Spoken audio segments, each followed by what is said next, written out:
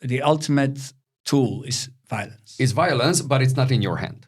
It should not be in your Should not be your hand, right? Like sometimes, but sometimes it can. It has to be. Yeah. Well, sometimes That's what Americans understand very well. That's the Europeans don't understand.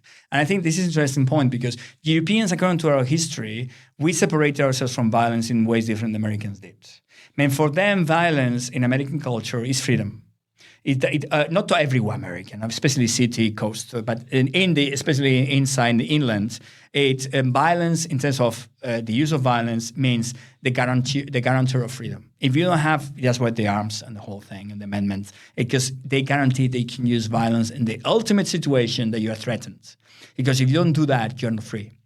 And this makes sense because it is true in ways that we don't understand in Europe because we are privileged. But because we have already not have wars in the continent, in the Western Europe particularly, for a long time, and we think violence is something we should get rid of. No, that's not how it works. Violence is something you have to get rid of. It's something you need to be able to use it when a situation is in such a situation that you need. The only way of defending yourself is using it, and that's this dilemma we have now in Europe. We've been protected by the United States since 1945.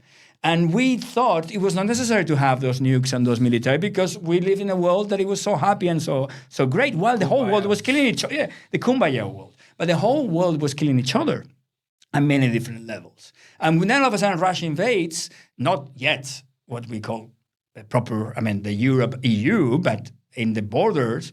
And we start thinking, well, if America doesn't protect us, who's going to protect us? But you can go to anywhere like that. I mean, if you have your house and a home, but who's protecting your house and home? It's the police. It's the army. Without those two things, your house won't be protected.